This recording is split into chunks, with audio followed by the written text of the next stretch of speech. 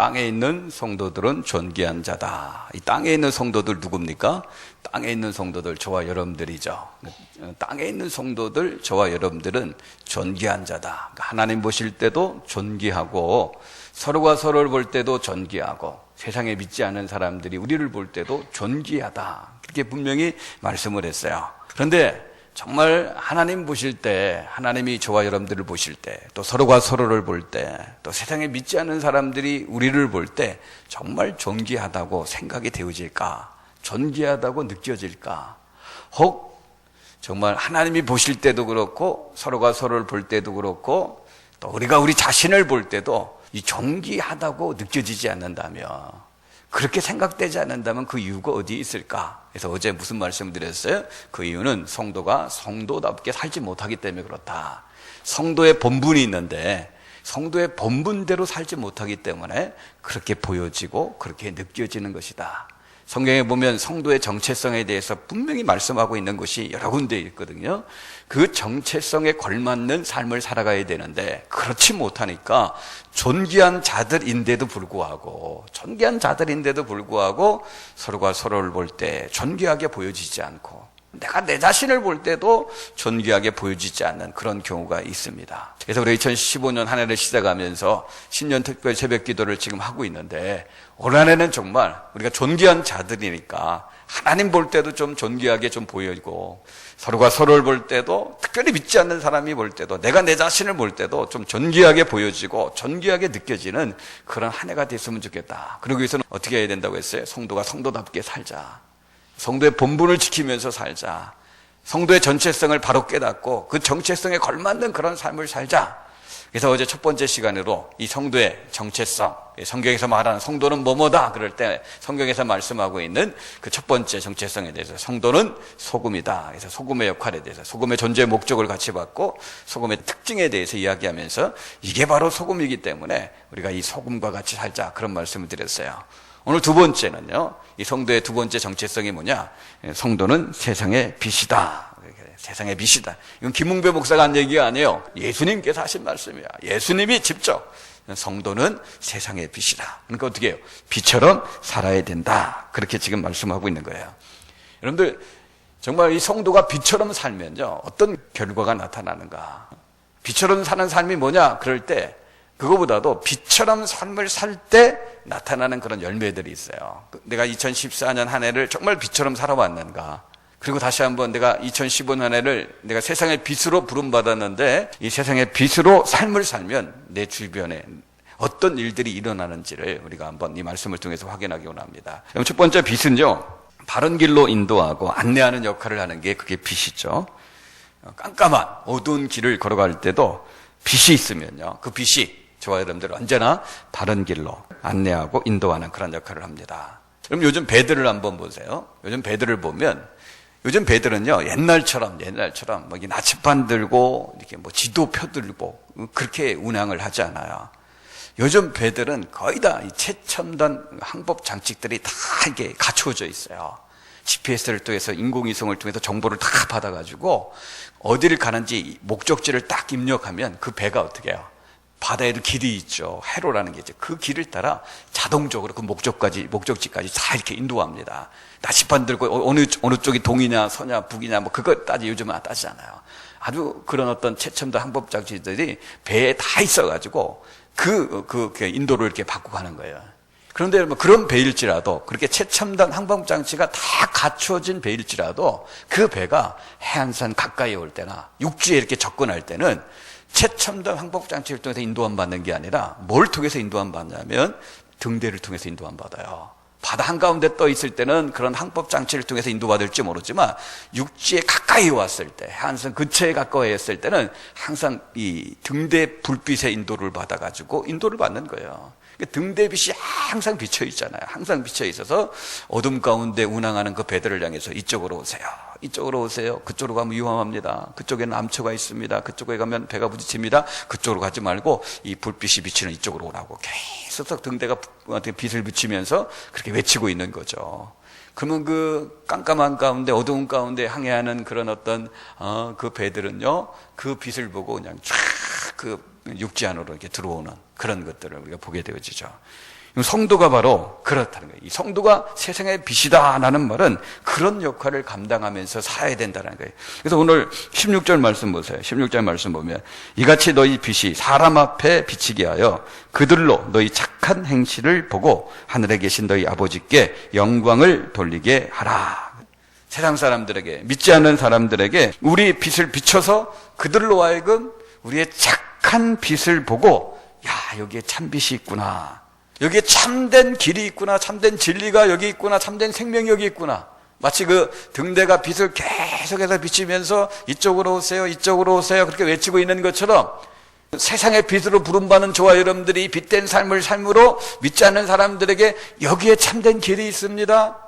여기에 참된 생명이 있습니다. 여기 참된 진리가 있습니다. 이쪽으로 오십시오. 이쪽으로 오셔야지 참된 길과 진리와 생명을 찾을 수 있습니다. 그걸 계속해서 외치는 겁니다. 빛된 삶을 살아갈 때 그런 역사가 나타나는 거예요. 그래서 믿지 않는 사람들이 참 우리가 빛을 비치는 그 삶을 통해서 참된 길을 찾는 거죠. 참된 진리를 찾고 참된 생명을 찾게 되어지는 거예요. 여러분들 한번 저와 여러분들이 어떤지 한번 보세요. 우리 가정에 혹시 안 믿던 그런 남편, 예수님을 안 믿는 남편, 예수님을 안 믿는 자식, 부모, 내 주변에 예수님을 믿지 않았던 어떤 직장 동료들, 어떤 이웃들, 그 사람들이 저와 여러분들의 삶을 보고 하나님 앞에 나오게 되어 있는, 내 주변에 믿지 않던 사람들이 나의 삶을 보고 하나님 앞에 나온 사람들이 과연 몇 사람이 됩니까? 만약에 나의 그런 빛된 삶을 보고 하나님 앞에 내 주변에 믿지 않는 사람들이 있는데도 불구하고 안 나왔다면 우린 불 꺼진 등대로, 등대이긴 등대인데 불 꺼진 등대로 한 해를 그냥 시간 낭비한 거고 호송세월하고 그렇게 산 겁니다. 적어도 어떻게 해요? 정말 내가 빛된 삶을 살아가면요, 빛된 삶을 살아가면 내 삶으로 말미암아 주변에 믿지 않는 사람들이 호기심을 갖고 도대체 저 사람이 왜 어떻게 저렇게 성실하게 살 수 있을까? 어떻게 저렇게 책임감을 갖고 살 수 있을까? 어떻게 저렇게 사랑이 넘치고 자비가 넘치고 남을 저렇게 배려하고 어떻게 저렇게 어떤 상황과 환경에서도 어떻게 저렇게 행복하고 기쁘고 야, 저런 상황에서도 어떻게 저 마음에 저렇게 평안이 넘칠까? 도대체 저 사람의 행복의 근원이 뭐고 기쁨의 근원이 뭐고 평안의 근원이 도대체 뭘까? 관심을 갖고 있다가 우리의 삶을 보고 우리에게 나오게 되고 우리의 삶을 통해서 이 사람이 저렇게 저런 상황과 환경 속에도 저렇게 행복하게 살고 기쁘게 살고 평안이 넘치게 살고 뭘 맡겨도 저렇게 성실하게 책임감 있게 일을 하고 정직하게 살고 진실하게 살고 사랑스럽고 자비가 넘치고 배려가 넘치는 저런 삶을 산 근원이 저 사람이 믿는 하나님 때문에 그렇구나. 저 사람이 믿고 사는 예수님 때문에 그렇구나. 야, 나도 그렇다면 예수님 믿어야 되겠다. 하나님 믿어야 되겠다. 주변에 믿지 않는 사람들이 빛된 나의 삶을 두고 하나님 앞에 나오게 되는 그런 역사가 일어나야 되는 거예요. 이전에 한번 이런 이야기를 제가 읽은 적이 있어요. 그럼 분당에 그 신도시가 이제 막 신축됐을 때, 아파트들이 막 지어지고 막 신도시가 이렇게 신축됐을 때, 교회도 막 우죽순으로 막 들어갔죠. 얼마나 많은 교회들이 그 안에 들어갔는지 몰라요. 그래서 어떤 사람이 이제 분당에 이사를 가가지고 교회를 이제 정해야 되는데, 어느 교회가 좋은 교회인지 잘 모르잖아요.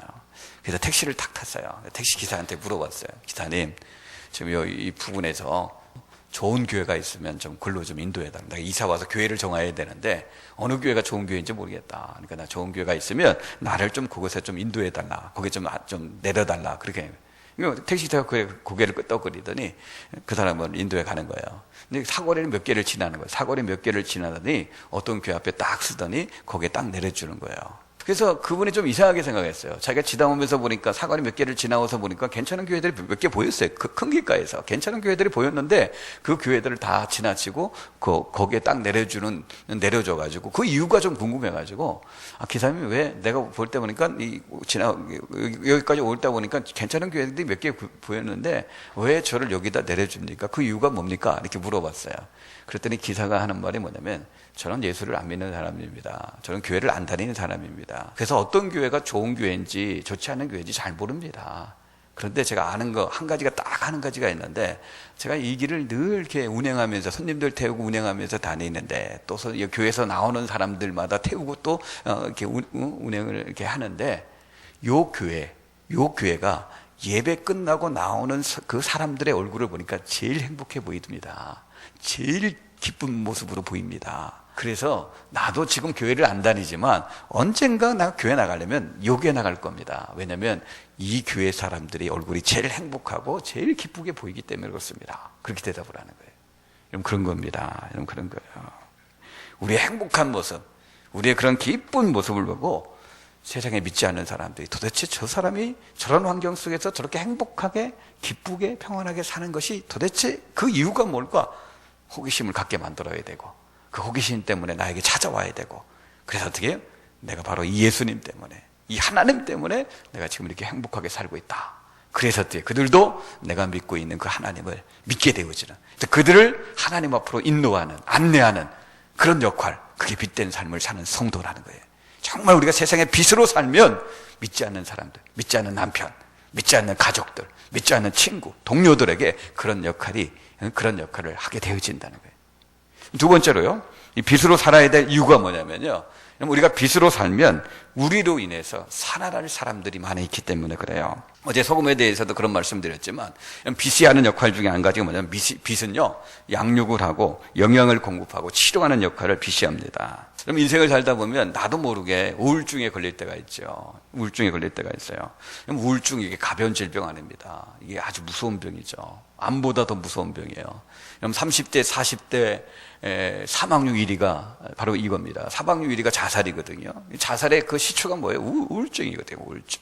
암보다도 더 많아요. 30대, 40대에서는 암보다도 이 우울증으로 시작한 이 자살이 훨씬 더 높습니다.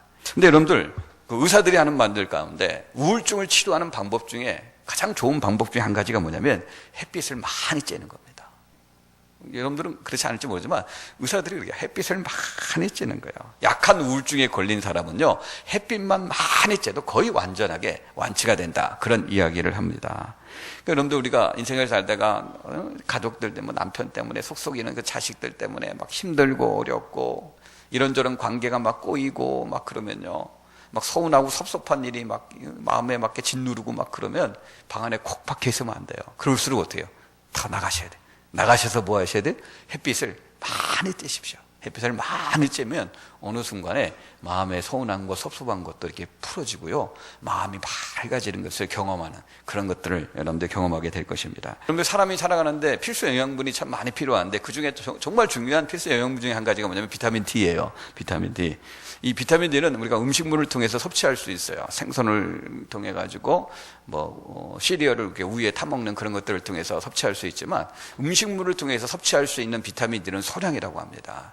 근데 이 비타민들을 우리가 충분하게 이게 섭취를 하려면 제일 좋은 방법이 뭐냐면 햇빛을 많이 쬐는 거라고 그래요. 햇빛을 충분하게 쬐면요 우리 몸의 건강을 유지하는 데 필요한 그런 어떤 비타민 D가 우리 몸 안에서 이렇게 생성이 된다, 그런 얘기를 해요. 햇빛을 충분하게 쬐라고 그렇게 얘기합니다. 여러분들이 이렇게 햇빛을 이렇게 충분하게 만약에 쬐지 않아서 이 비타민 D가 결핍이 되면요, 비타민 D가 충분한 사람보다 결핍된 이 사람이 심장병에 걸릴 확률이 46%가 더 높다고 합니다. 그리고 뇌졸중에 걸릴 확률은 78%가 더 높대요. 심부정증에 걸릴 확률은 무려 2배가 돼요. 200%가 높대요. 비타민 D가 충분한 사람보다 이 결핍된 사람은요 심부전증의 걸림이 2배, 200%가 더 높대요. 그리고 또 이 비타민 D가 충분한 사람보다 결핍한 사람이요 사망할 확률이 77%가 높대요. 여러분들, 오래 건강하게 살고 싶으면 햇빛 많이 쬐셔야 돼요. 이 비타민 D가 부족하면 암 발생할 수 있는 확률, 고혈압이 생길 수 있는 확률이 현저하게 높아진다, 그렇게 얘기합니다. 그런 위험들을 줄일 수 있는 방법이 뭐냐? 햇빛을 잘 쬐면 돼요.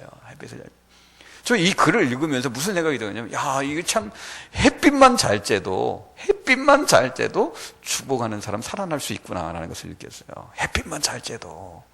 이 햇빛을 못 쬐니까 살 수 있는 사람인데도 죽는 거예요. 이 햇빛만 잘 쬐도 죽어가는 사람 살아날 수 있구나. 그런 생각이 들면서 이게 이제 영적으로 어떻게 적용이 됩니까? 아, 그렇구나. 하나님께서 우리를 세상의 빛으로 부르신 이유가 여기 있구나. 왜 너희들이 세상의 빛이라고 말씀하신 이유가 여기 있구나. 우리가 정말 세상에서 빛된 역할만 제대로 감당하면요, 세상에서 정말 빛된 역할만 제대로 감당하면 우리 주위에 죽어가는 사람들 살릴 수 있는 거예요. 내 주위에 죽어가는 사람들, 내 가족 가운데 죽어가는 사람들, 내 친구와 이웃과 동료 가운데 죽어가는 사람들 살릴 수 있어요. 그런데 이 세상의 빛된 역할을 제대로 감당하지 못하니까 살아날 수 있는 사람들인데도 불구하고 이 빛된 역할을 감당하지 못하는 나로 말미암아 죽어가는 사람들이 내 주변에 있을 수 있다는 것을 여러분들 기억하셔야 돼요. 여러분 혹시 그 H.O.T의 토니 아니라는 그런 인기 가수 아세요? 이 사람이 언젠가 방송국에 나와서 그런 얘기를 했어요.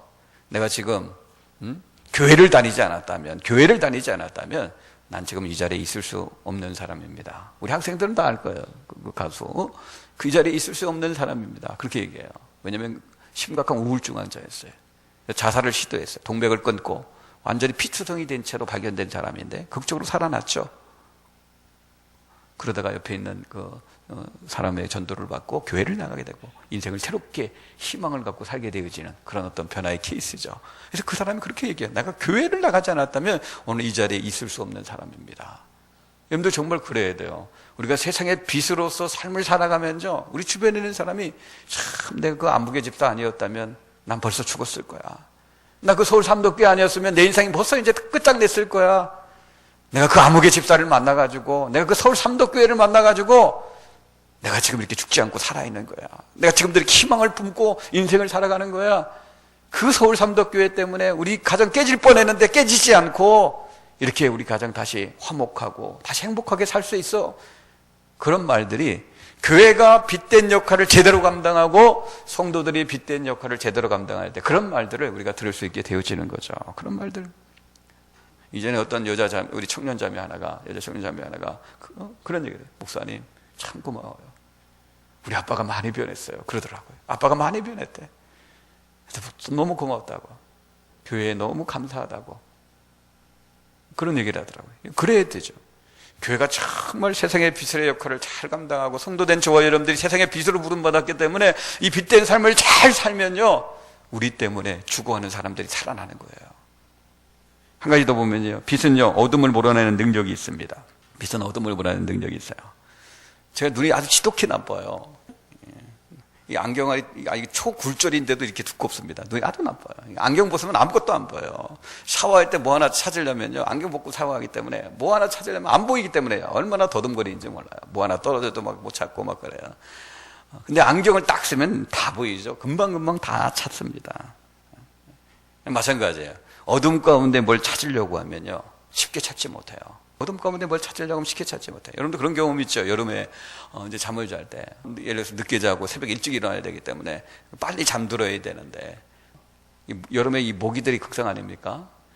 그래서 이 약을 치고 자면 더 몸에 안 좋을 것 같아서 모기장을 이제 치고 잔단 말이에요. 모기장을 이렇게 딱 치고 있는데, 근데 모기장을 치는 과정 가운데 그 사이에 어떻게 이 모기가 들어와 있는 거죠. 근데 모르죠. 근데 모기장에 딱 쳐놨으니까 모기가 없겠지 생각하고 이제 불 끄고 자는 거예요. 이제 불 끄고 이제 자려고 하는데 갑자기 어디서 웽웽 소리가 나는 거죠. 웽웽 소리, 신경 써요. 근데 웽웽 소리인데 그게 귀택이 앉은 것 같아요. 또 이놈 잘 됐다 하고 탁 치는데, 죽었겠지? 이렇게 생각을 하죠. 근데 조금 더 있다가 또 웽웽 소리가 나요? 이번에 또 이마에 딱 앉아요. 그래서 이마를 또 탁 쳐요. 이 죽었겠지? 그런데 또 좀 더 웽웽 소리 나는데 볼테기에 또 앉아요? 볼테기를 또 탁 때려요. 이게 몇 번 하다 보면 신경질이 막 나요. 이런 바다 하면서. 그러면서 속도가 나중에 어떻게 빨라져요. 이게 이렇게 쳤던 게 어떻게 더 팍 치고, 팍 치고 막 그래요.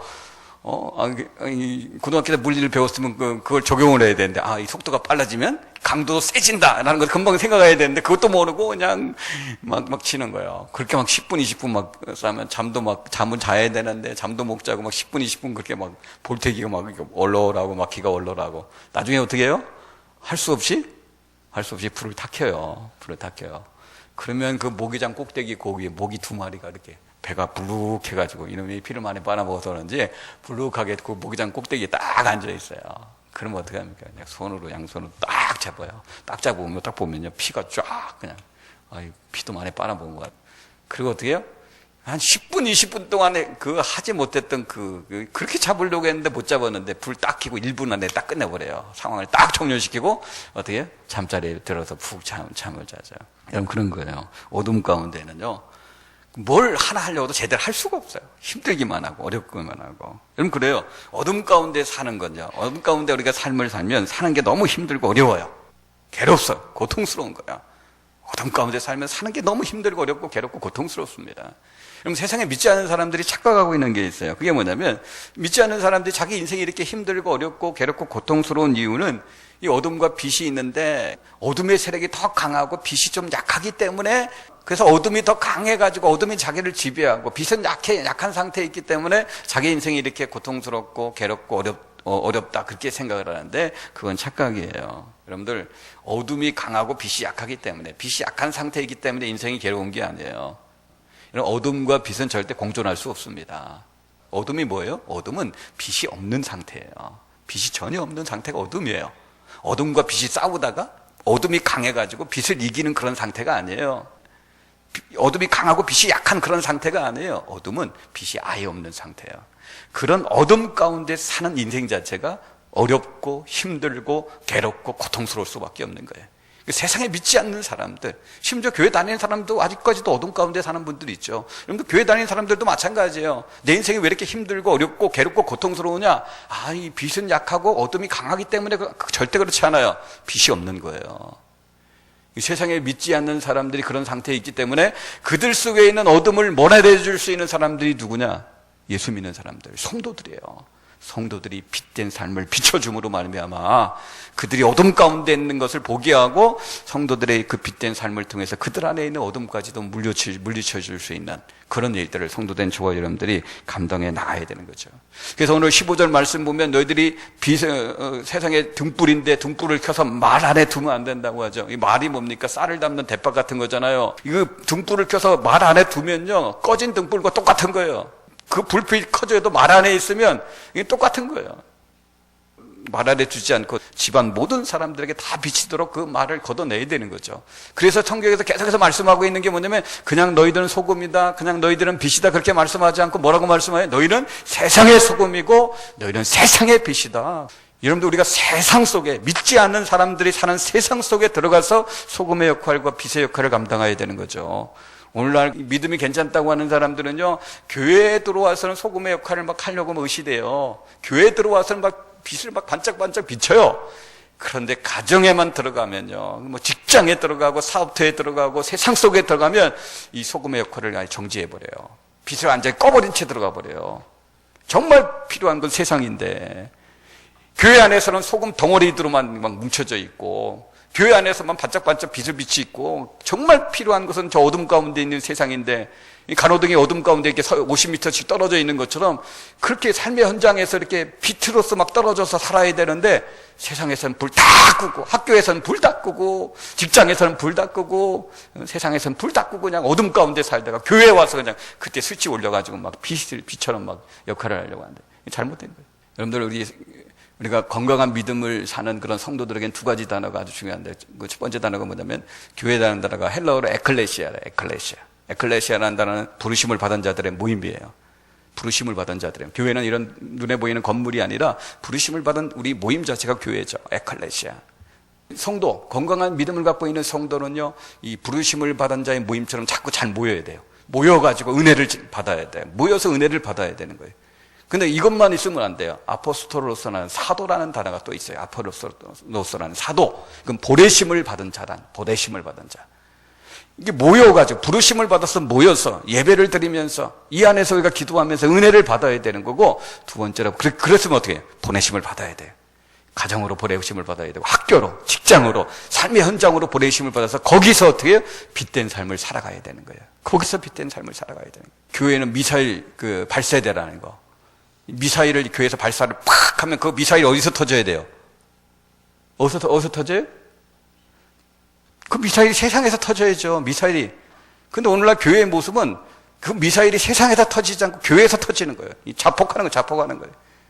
꼭 이 교회 안에서만 등불 켜려고 하고 교회 안에서만 소금 역할을 하려고 하고 세상에 나가서는 아무것도 안 해버려요. 그건 마치 미사일이 세상에서 터져야 되는데 교회에서 터지는 것과 마찬가지라는 거예요. 잘못된 거예요. 우리가 건강한 성도의 그런 모습을 내가 잘 갖추고 있는가? 모여가지고, 열심히 모여가지고, 은혜 받고, 우리 영혼이 새로워지고, 그리고 또 열심히 보내심을 받아서 가정과 직장과 세상 속에 들어가서 빛된 그런 어떤 역할을 감당하는 그런 삶을 살아갈 때, 그게 바로 성도답게 사는 거고, 성도의 본문대로 사는 거고, 정체성에 걸맞는 그런 삶을 사는 거고, 그때 하나님 보실 때도 너무 존귀한 거고, 서로가 서로를 볼 때도 존귀한 거고, 내가 내 자신을 볼 때도 존귀하게 되어지는 겁니다. 축복합니다. 정말 2015년 한 해를 시작하면서 하나님 정말 내가 성도답게 사는 한 해가 되게 하옵소서. 성도의 본문을 지키며 성도의 정체성에 걸맞는 그런 삶을 사는 그런 한 해가 되게 해달라고 기도하시고, 이 시간 우리가 또 함께 기도할 때 하나님 정말 날 세상의 빛으로 불러주셨는데 정말 2015년에 이 빛을 잘 비추는 삶을 살아가서 주변에 믿지 않는 사람들을 바르게 인도하는, 안내하는 그런 역할의 삶을 살게 하시고, 주변에 죽어가는 사람들 살릴 수 있는 그런 역할의 삶을 살게 하시고, 주위의 그런 어둠들을 몰아낼 수 있는, 우리 가정과 직장과 사회와 내가 있는 삶의 현장의 어둠들을 나로 말미암아 몰아내지는 그런 어떤 삶을 살 수 있도록 하나님 나를 축복해 달라고 우리 같이 한번 기도하다가 돌아가시기 바랍니다. 주님 이름 한번 부르고 기도하다가 돌아가시기 바랍니다. 주여